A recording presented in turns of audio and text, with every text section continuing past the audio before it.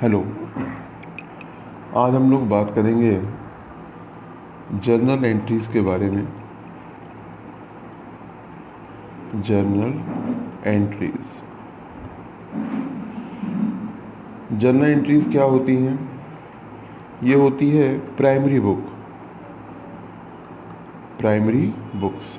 जैसे ही कोई ट्रांजैक्शन होता है तो हमें अपने बुक्स ऑफ अकाउंट्स में उसको रिकॉर्ड करना पड़ता है, और रिकॉर्ड करने का एक प्रॉपर फॉर्मेट होता है। जैसे मान लीजिए आपका ये रजिस्टर है, और रजिस्टर के पेज पर हमने इस तरह से यहाँ पे date, particular, LF, amount debit और अमाउंट क्रेडिट का इस तरह से हम फॉर्मेट बनाते हैं।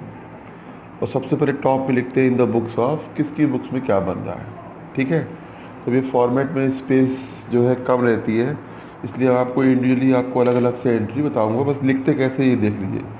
अगर कोई एंट्री है जिसकी एंट्री हो रही है, मान लो क्या, cash account debit to capital.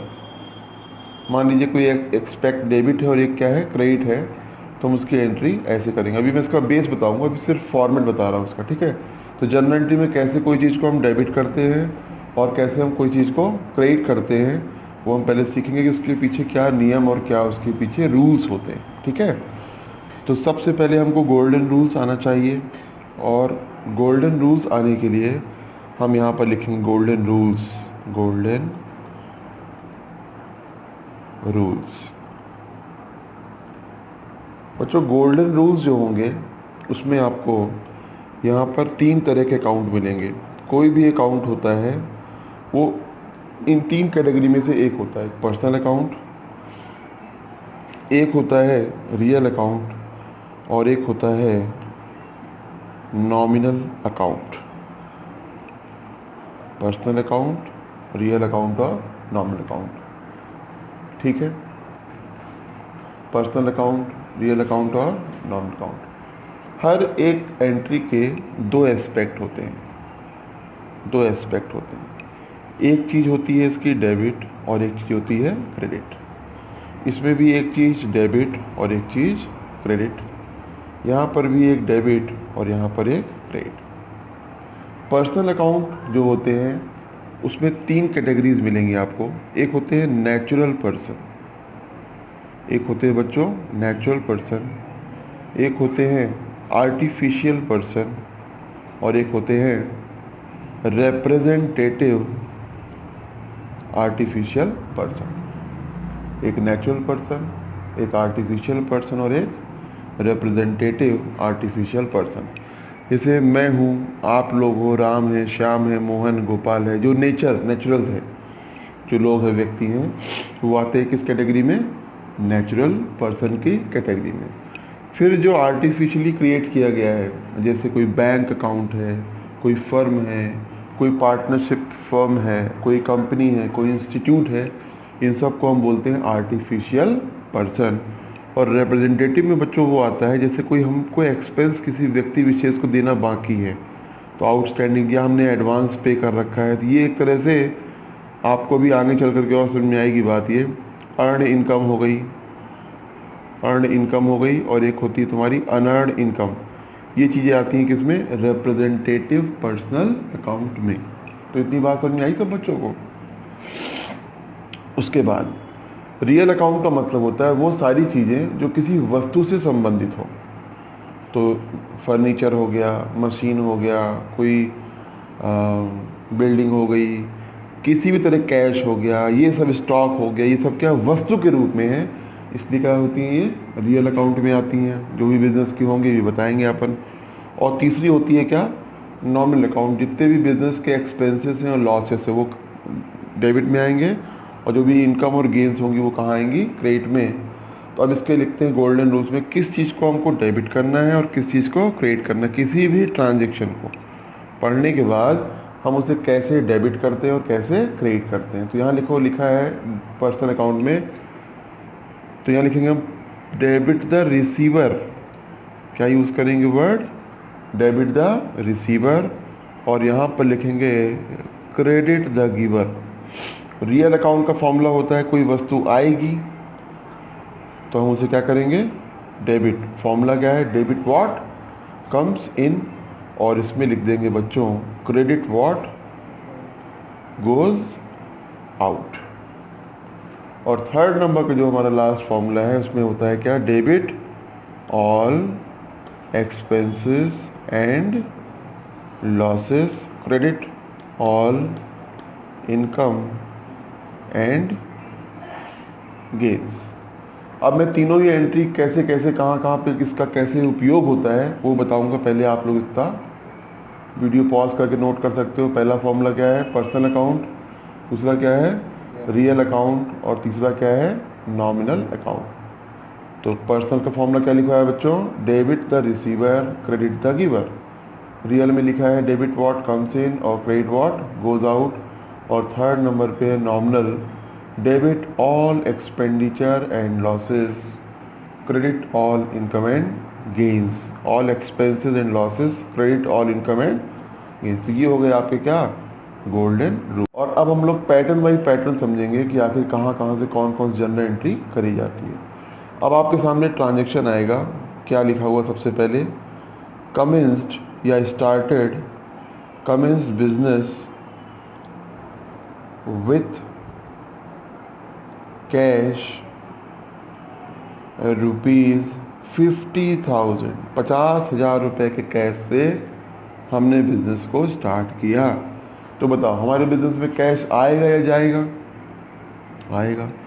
तो जब जनरल एंट्री बताया था आपको, फॉर्मेट बताया था आप लोग को, उस फॉर्मेट के अंदर कैसे एंट्री करेंगे। मैं फॉर्मेट नहीं बनाऊंगा, सिर्फ समझाने के लिए लिख रहा हूँ यहाँ पर। जनरल एंट्री जब बनाओगे आप लोग तो किस चीज़ को टेक्निकल भाषा में कैसे कहाँ लिखेंगे हमको वो समझना होता है इसके अंदर। तो जैसे ही बिजनेसमैन ने पैसा दिया होगा बिजनेस को, तो हम लोग एज ए अकाउंटेंट उसको हमको रिकॉर्ड करना है, कैसे, सिस्टमेटिकली अकाउंटिंग की भाषा में। तो हम लिखेंगे बिजनेस में कैश आ रहा है, तो एंट्री कर देंगे कैश अकाउंट डेबिट। क्योंकि अभी जस्ट आपको फॉर्मूला बताया था, फॉर्मूले में मैंने क्या बताया था, कैश जो एक वस्तु है, और रियल अकाउंट का फॉर्मूला क्या था, डेबिट व्हाट कम्स इन। तो कैश आया बिजनेस में। अब ये दे कौन रहा है, निश्चित सी बात है ओनर ऑफ द बिजनेस। तो गिवर कौन हुआ, ओनर। तो उसको हम कैपिटल के नाम से रिप्रेजेंट करते हैं बच्चों, किस नाम से, कैपिटल के नाम से।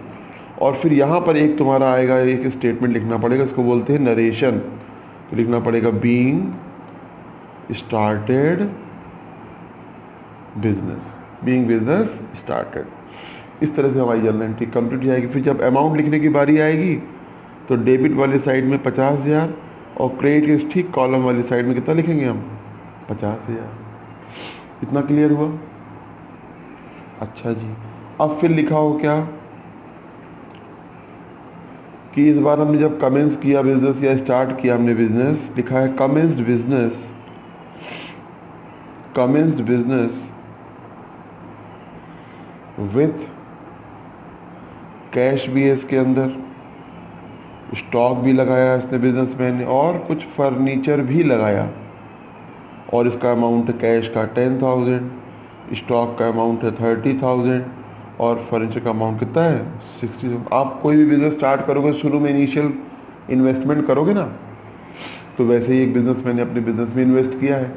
अब मुझे इसका जर्नल का रिकॉर्ड बनाना है, जैसा भी अपन ने फॉर्मेट बनाया था उसी फॉर्मेट के तरह इसको भी बनाएंगे। और जनरल एंट्री क्या करेंगे हम, कैश बिजनेस में आ रहा है तो कैश अकाउंट डेबिट।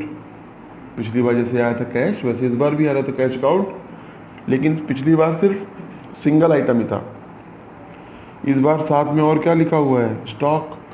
तो मैं यहाँ पे गुड्स या स्टॉक अकाउंट भी क्या कर लूँगा, डेबिट, क्योंकि ये भी बिजनेस में आ रहा है। वैसे ही बिजनेस में और क्या आ रहा है हमारे पास, फर्नीचर आ रहा है, तो फर्नीचर अकाउंट डेबिट हो जाएगा।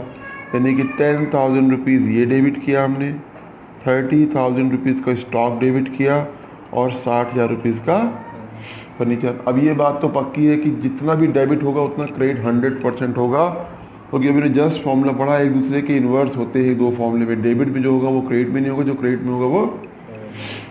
तो कैश बताइए, डेबिट हो रहा है, ये डेबिट तो इन सबको कौन दे रहा है, ये पैसा कुछ लिखा तो है नहीं कहीं से है, इसका मतलब ये पैसा प्रोप्राइटर का है, और प्रोप्राइटर किससे रिप्रेजेंट करते हैं? कैपिटल वर्ड से। तो बस जब फॉर्मेट बनाओगे आप इस तरह से, तो डेबिट कॉलम में डेबिट का पैसा आ जाएगा और क्रेडिट वाले कॉलम में क्रेडिट का, और यहाँ पे डेट या सीरियल नंबर जो भी होगा वो यहाँ लिख दिया जाता है। तो इस तरह से आपकी जर्नल एंट्री कंप्लीट होती है। उसके बाद फिर यहाँ पे लिखते हैं क्या उसका? नरेशन। नरेशन में क्या लिखेंगे? Commence business with cash, stock and furniture. समझ में आया? ये पैटर्न था एक स्टार्ट बिजनेस का। अब कभी कभी ऐसा भी होगा कि आपके पास पैसा बिजनेस में ना हो, प्रोप्राइटर के पास, तो लिखा होगा इसके अंदर borrowed loan from bank, borrowed loan from bank ₹1 lakh, 1 lakh रुपए का मैंने बैंक से लोन लिया। तो बताओ, बैंक से लोन लिया तो बिजनेस में क्या आया? कैश आया। फिर से कैश अकाउंट डेबिट। अब क्या ये वाला पैसा भी प्रोप्राइटर का है? ये पैसा है किसका? बैंक का। तो हम यहाँ पे वर्ड क्या यूज करेंगे? बैंक के साथ बैंक्स लोन भी इस्तेमाल करेंगे। क्यों? अगर हमने सिर्फ बैंक लिख दिया तो इसका मतलब होता है कि हमने बैंक से अपना पैसा निकाला है, यानी बैंक के अकाउंट से निकाला है। लेकिन जबकि ये क्या है? बैंक का लोन है, इसलिए हमें यहाँ पे लिखना पड़ेगा बैंक्स लोन, और अमाउंट का अमाउंट में डालना पड़ेगा। आप लोग को अगर कुछ बैंक वाले से डाउट हो रही हो तो अभी आगे और कॉन्सेप्ट क्लियर होगा। बैंक लिखना गलत हो जाएगा, बैंक्स का लोन ही लिखना पड़ेगा, क्योंकि वो बैंक से हमने अपना पैसा नहीं निकाला है, हमने किसका निकाला है? लोन के रूप में निकाला है। ये लायबिलिटी है बिजनेस की, तो ये एंट्री बनेगी। वैसे इसमें लिखा होता बोरोड लोन फ्रॉम, कोई फ्रेंड से लिया हमने, किसी फ्रेंड जिसका नाम क्या है? राम, फ्रेंड राम से लिया हमने, तो हम यहाँ पे क्या लिखते हैं बच्चों? To Ram's account, Ram's loan account. बात समझ में आ रही है? बैंक से लिया तो बैंक अकाउंट। अब आपने चारों की चारों एंट्री में क्या देखा बच्चों? क्या सिमिलर बात थी कि बिजनेस में जब भी हम इनिशियल स्टेज पे कमेंस करते हैं बिजनेस को, तो जो कुछ भी मेरे पास आता है वो वस्तु के रूप में आया। पहले वाले में कैश, तो सिर्फ कैश अकाउंट लिखा। अगले वाले में कैश स्टॉक फर्नीचर का था, तो कैश स्टॉक फर्नीचर लिखा। फिर नेक्स्ट वाले में बैंक से लोन लिया तब भी कैश आ रहा था, फ्रेंड से लोन लिया तब भी कैश आया। तो कैश तो 100% क्या हो रहा है? स्टॉक फर्नीचर ये सब एसेट्स क्या हो रहे हैं? डेबिट हो रहे हैं। पक्की बात ना? और गिवर कौन हुआ है हर बार, उसका आप नाम लिखते जाओ तो आपकी एंट्री कंप्लीट होती जाएगी। और फिर हम यहाँ पे क्या लिख देंगे? Narration, being started business and borrowed from friend, तो ये एंट्री बन जाएगी। इतनी बात समझ में आई? चलिए नेक्स्ट टॉपिक पे बात करते हैं। सबसे इम्पॉर्टेंट चीज़ होती है, अब बात करेंगे परचेजेस की, कि सर परचेजेस होते क्या है आखिर। अगर मैं आपसे नॉर्मल बात बोलूँगा कि बताओ परचेज क्या होता, तो आप बोलोगे खरीदना। जैसे हमने सब्जी खरीदी सवेरे, हमने शाम को आइसक्रीम खरीदा, तो वो परचेज, ये हम इकोनॉमिक्स की अकाउंट्स की भाषा में हम परचेज नहीं मानते। परचेज किसको मानेंगे बच्चों? हम वो सारा गुड्स जो हम खरीदने के लिए लेते हैं। सिंपल सी बात, परचेज किसको मानते हैं? वो सारे गुड्स जो हम किसके लिए लेते हैं? बेचने के लिए। उसको हम बोलते हैं क्या? मान लीजिए कि आपकी ड्रेसेस की दुकान है, तो आपका गुड्स जो होगा वो क्या होगा? ड्रेसेस होंगे। मान लीजिए किसी का फुटवेयर का बिजनेस है, तो उसके लिए उसका गुड्स क्या होगा? फुटवेयर होगा। मान लीजिए दुकान किसी की क्या है? फर्नीचर की, तो फर्नीचर उसके लिए गुड्स होगा। कहने का मतलब स्टेशनरी वाले के लिए क्या होगा उसका गुड्स? स्टेशनरी होगी। तो ये बिजनेस के गुड्स कहलाएंगे। और जब बिजनेस के गुड्स ये कहलाएंगे, तो जब जब उसको खरीदा जाएगा, जब जब उसको खरीदेंगे, तो हम उसमें वर्ड यूज करते हैं। लिखा रहेगा ना कि गुड्स परचेज फॉर ₹10,000, तो हम क्या लिखा रहेगा ऐसे? गुड्स परचेज फॉर ₹10,000, 10,000 रुपये गुड्स परचेज किए। तो बताइए इसमें क्या फॉर्मूला लगेगा और क्या कैसे इसकी जर्नल एंट्रीज होंगी। तो अगर आप बहुत ध्यान से गोल्डन रूल्स को आपने पढ़ा होगा, तो गुड्स परचेज करना जो है बच्चों, वो क्या एक तरह का एक्सपेंस है। एक तरह का क्या है वो? एक्सपेंस। और अगर आप देखोगे आप, तो आपके नॉमिनल अकाउंट में लिखा हुआ है debit all expenditure and losses. Purchase किया ना हमने गुड्स, तो हमारा एक्सपेंस हुआ। एक्सपेंस किस चीज़ से हुआ? परचेज करने से। तो हमारी एंट्री क्या बन गई? Purchase account debited. और यहाँ पे क्या बन गई? जा क्या रहा है गुड्स परचेज करने में? कैश। तो रियल अकाउंट में लिखा है क्रेडिट व्हाट गोज आउट, जो चीज जा रही है उसे क्या कर दो, क्रेडिट कर दो। तो बस परचेज अकाउंट डेबिट वाला डेबिट में और क्रेडिट वाला अमाउंट चला आया क्रेडिट। सबको बात समझ में आ रही है? तो ये तो simple goods purchase for ₹10,000 cash में था। अब इसी में बच्चों हो सकता है कि ऐसा भी ट्रांजेक्शन आ जाए जो लिखा हो goods purchased from mister x ₹10,000, 10,000 रुपये गुड्स हमने मिस्टर एक्स से लिया। मिस्टर एक्स का नाम लिखा है, इसका मतलब ये होता है कि ये हमारा भी लेन देन बाकी है। मिस्टर एक्स से हमने उधार पे माल लिया है, तो गुड्स तो आया, पिछली बार तरह एक्सपेंस तो है, तो परचेज तो 100% क्या करेंगे हम, डेबिट करेंगे। तो परचेज अकाउंट डेबिटेड। क्या इस बार भी कैश गया है तुम्हारे पास से? अगर किसी का नाम लिखा है मतलब ट्रांजेक्शन क्या है, क्रेडिट में हुआ है, मतलब कि अभी हमारे पास कैश नहीं गया। तो गिवर कौन हुआ गुड्स का, एक्स, और फॉर्मूला क्या है, डेबिट ऑल एक्सपेंडिचर लॉसेस। तो नॉमिनल अकाउंट का फॉर्मूला यहाँ पे लग गया, और यहाँ पे क्या लगेगा, पर्सनल अकाउंट, क्योंकि यहाँ पे कोई व्यक्ति इन्वॉल्व है। ये कौन सा पर्सन है, नेचुरल की आर्टिफिशियल? किसी आर्टिफिशियल पर्सन से लिया, मिस्टर एक्स वाई जेड कुछ भी है। तो ये क्या हो गया तुम्हारा 10,000, और ये क्या हो गया 10,000। अब इसी को अगर हम मिक्स करते हैं मान लीजिए एक मिनट के लिए, और इसमें लिखा हुआ है क्या, ट्रांजेक्शन क्या है हमारा, purchase goods for ₹10,000 from mister Uday. क्या लिखा है, from mister Uday and paid only half. इसको अगर आप बहुत ध्यान से देखोगे तो उसमें लिखा हुआ है क्या कि 10,000 का गुड्स तो परचेज किया हमने, किससे, उदय से किया, और उसको हमने पेड किया, सिर्फ आधा ही पेड किया अभी। तो इस बार क्या हो रहा है कि परचेज अकाउंट तो डेबिट, परचेज अकाउंट क्या होगा, डेबिट होगा। और गुड्स आया कितने का है, 10,000 का। हाँ जी, तो गुड्स कितने का आया है, 10,000 का, और कैश गया कितना, 5,000। अब क्या है, मेरी एंट्री टैली कर रही है यहाँ पे, 10,000 डेबिट 10,000 क्रेडिट नहीं कर रही है। तो मैंने जिससे भी लिया है उसका भी पार्टी का नाम लिखना पड़ेगा। और फॉर्मूला क्या लग रहा है यहाँ पे हमारा, debit all expenditure and losses, 10,000 रुपये का खर्च हुआ, गया क्या, क्रेडिट व्हाट गोज आउट 5,000, और क्रेडिट द गिवर। गिवर कौन है गुड्स का यहाँ पर, उदय, तो उदय का नाम आ जाएगा। तो हमारी एंट्री क्या बन गई, जैसे परचेज में हमने क्या किया था, purchase to cash, purchase debit में हुआ, उधार लिए तो फिर डेबिट में परचेज आया, किससे लिए, मिस्टर एक्स से, जो पार्टी का नाम था। तीसरे मैंने इसको मिक्स किया है बच्चों, क्या कि मैंने परचेज किया गुड्स 10,000 का, अब कैश कितना दे दिया मैंने, 5,000, और उधारी है तो बस परचेज तो डेबिट में आएगा, ये मालूम ही है। कैश होता है तो हम कैश लिखते हैं, और नाम होता है पार्टी का तो नाम लिख देते हैं, तो 2 उधर जाएगा। इतनी बात समझ आ रही है सबको? चलिए आगे बढ़ते हैं। ये तो हो गई परचेज की बात, ठीक है। नेक्स्ट बात करेंगे अब हम किसकी, सेल्स की।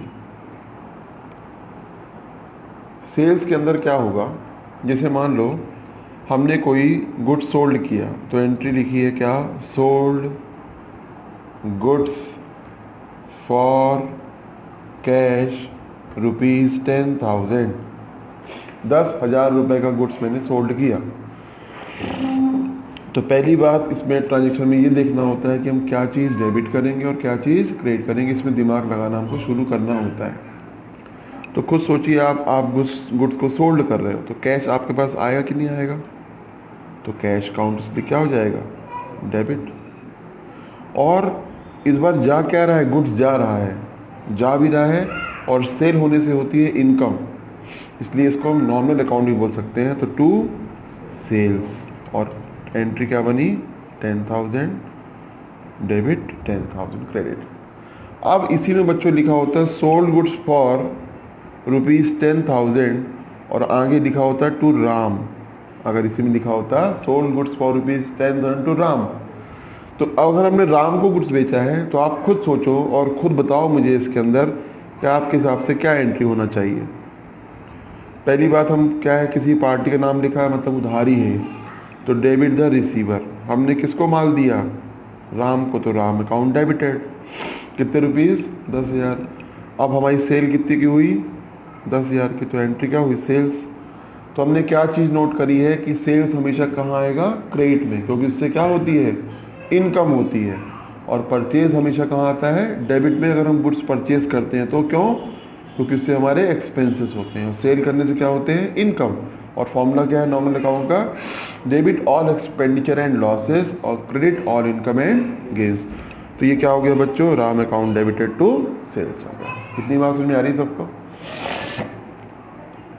बोले बच्चों।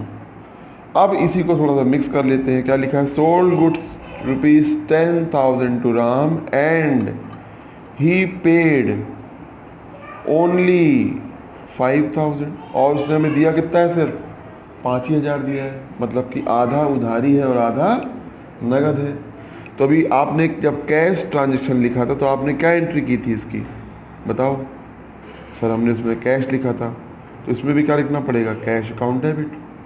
और सेल्स तो आपको मालूम चली गया कि सेल्स 100% कहाँ आएगा, क्रेडिट में। और सेल हुई भी कितने की है, 10,000 की, लेकिन पैसा तो उसने आधा ही दिया है। तो क्या ये मेरी एंट्री टैली कर रही है, 5,000 10,000, मुझे डेबिट में उतना ही अमाउंट डालना पड़ेगा जितना क्रेडिट में है। तो इस बार जो है राम की उधारी है, तो डेबिट द रिसीवर, राम के नाम पे हम 5,000 रुपये यहाँ डाल देंगे। तो cash account debit, Ram account debited to sales. इस तरह से हमारी ये एंट्रीज बनकर तैयार होती हैं। तो मैंने आपको सिखाया कैश की एंट्री, परचेज की एंट्री, सेल्स की एंट्री। अब हम दो और चीज़ देखेंगे, समझेंगे। एक बच्चों बिजनेस में आएंगे एक्सपेंसेस। एक्सपेंसेस क्या होते हैं, जैसे रेंट पे करना, कमीशन पे करना, कोई भी तरह का वेजेस पे करना, स्टेशनरी पे करना, ये सब क्या होते हैं, एक्सपेंसेस। और एक्सपेंसेस के लिए फॉर्मूला क्या लिखवा के रखा है, debit all expenditure and losses और credit all income and gains. मान लीजिए लिखा है सैलरी पेड ₹1,000, सैलरी पे कर रहे हैं 1,000। तो सैलरी क्या है, एक्सपेंस है कि इनकम है, एक्सपेंस है, लॉस है बिजनेस का। और फॉर्मूले में साफ साफ लिखा हुआ है कि जो भी एक्सपेंस हो उसे क्या करिए आप, debit all expenditure and losses. अब जब सैलरी दोगे तो क्या दोगे, उसमें कैश दोगे या फिर चेक से पेमेंट करोगे। कुछ नहीं लिखा तो कैश मानते हैं। तो बिजनेस से क्या चीज़ जा रही है, कैश जा रहा है, तो salary account debited to cash. वैसे ही आप कोई भी एक्सपेंस पेड करते हो, जैसे सैलरी तो सैलरी लिख देना, वेजेस दिए तो वेजेस लिख देना, प्रिंटिंग एंड स्टेशनरी के लिए खर्चा किया तो प्रिंटिंग स्टेशनरी लिख देना, इलेक्ट्रिसिटी का बिल पे करना है, इलेक्ट्रिसिटी बिल टू कैश। जो भी चीज़ में सेल एक्सपेंस आए, एक्सपेंस 100% कहाँ आएगा बच्चों, डेबिट में आएगा। बस वैसे ही एक आइटम और जोड़ लो, कोई इनकम का आइटम है, मान लीजिए किसी से आपको कोई कमीशन मिला, कमीशन रिसीव्ड कितना, 1,000 मान लेते हैं। तो कमीशन रिसीव हो रहा है, तो कमीशन के रूप में हमें क्या मिलेगा, लड्डू, पेड़ा, इमरती, जलेबी, क्या मिलेगा, कैश मिलेगा। तो बिजनेस में क्या आया, कैश आया ना, cash account debited to commission received कितना, 1,000। तो इस तरह से ये बेसिक जर्नल से पहले आना चाहिए सबसे, उसके बाद ही आगे की जर्नल एंट्रीज बनेंगी। अगर आप लोग को कुछ बेसिक्स क्लियर हो रहे हो तो इसकी आप प्रैक्टिस करना। फिर भी कुछ डाउट हो तो मेरा कॉन्टैक्ट नंबर 90391112 पे आप कॉन्टैक्ट कर सकते हो। थैंक यू बच्चों।